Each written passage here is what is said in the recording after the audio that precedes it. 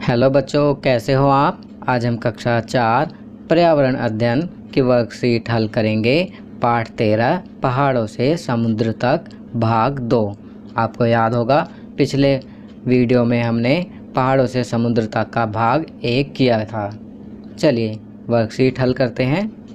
प्रश्न 1, उपरोक्त दी गई वस्तुओं में से किन्हीं 3 पानी में घुलनशील व 3 पानी में अघुलनशील वस्तुओं के नाम लिखें। तो बच्चों पहले यहाँ हम घुलनशील वस्तुओं के नाम लिखेंगे।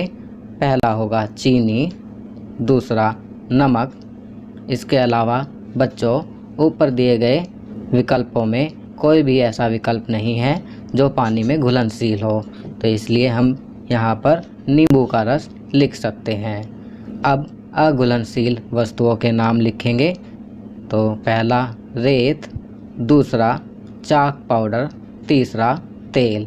इनके अलावा भी बाकी चीज़ें जैसे स्टील की चम्मच, दाल, आटा इत्यादि सभी अघुलनशील हैं। चलिए अगला प्रश्न करते हैं।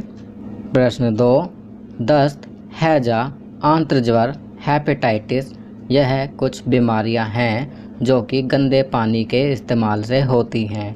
अपने परिवार में चर्चा करें कि क्या कभी किसी सदस्य को इनमें से कोई बीमारी हुई है। इनसे बचने के उपाय बताइए।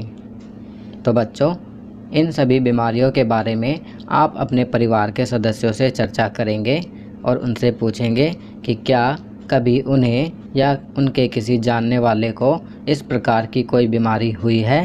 यदि हाँ तो इनसे बचने के क्या क्या उपाय होते हैं। आपकी सुविधा के लिए मैं यहाँ लिख रहा हूँ। हाँ, मेरे पिताजी को हैजा हो गया था। हैजा, दस्त, आंत्रज्वर, हेपेटाइटिस कुछ ऐसी बीमारियां हैं जो कि गंदे पानी के इस्तेमाल से होती हैं। निम्नलिखित उपायों द्वारा इनसे बचा जा सकता है। पहला, हमें साफ़ पानी पीना चाहिए। दूसरा, पानी को साफ़ बर्तन में रखना चाहिए। तीसरा, खाना खाने से पहले व खाना खाने के बाद तथा शौच के बाद हाथों को साबुन से अच्छी तरह धोना चाहिए। चौथा, खाने को भी अच्छी तरह हाथ धोकर अच्छी तरह पकाया जाना चाहिए।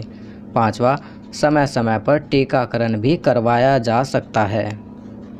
चलिए आगे बढ़ते हैं। प्रश्न 3, उपरोक्त चित्र में क्या दर्शाया गया है, इसके दुष्प्रभावों के विषय में बताइए।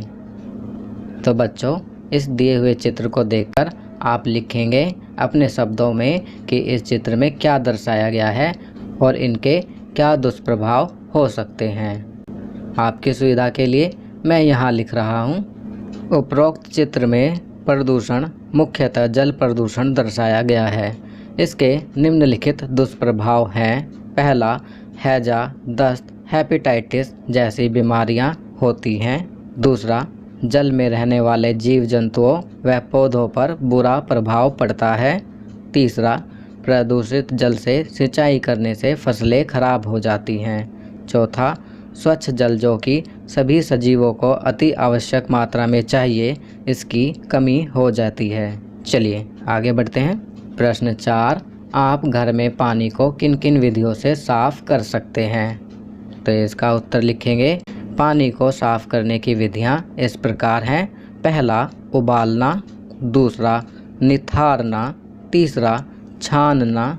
चौथा, फिल्टर या आरओ का प्रयोग करना। पांचवा, फिटकरी का प्रयोग करना।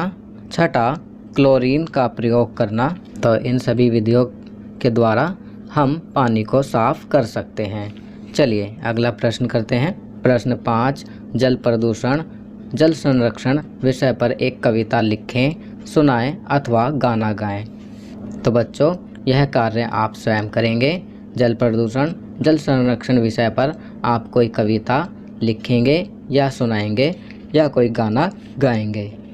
आपकी सुविधा के लिए मैं एक छोटा सा प्रयास कर रहा हूँ। मैं यहाँ एक कविता लिख रहा हूँ। सदा हमें समझाए नानी, नहीं व्यर्थ बहाओ पानी। हुआ समाप्त अगर धरा से, मिट जाएगी ये जिंदगानी। उपजाऊ जो लगती धरती, बन जाएगी रेगिस्तान, नहीं रहेगा कोई जीवित, हो जाएगा सब वीरान। तो बच्चों, यह मेरे द्वारा किया गया एक छोटा सा प्रयास था। आप अपने शब्दों में कोई कविता, गीत लिख सकते हैं। तो बच्चों, ये वर्कशीट यहाँ कंप्लीट होती है। अगर यह वीडियो आपको अच्छी लगी तो इसे लाइक एंड शेयर ज़रूर करें। अन्य विषयों पर बने हमारे लेटेस्ट वीडियोज़ को देखने के लिए चैनल को सब्सक्राइब करना ना भूलें और देखते रहिए हमारा channel knowledge kingdom. Thank you.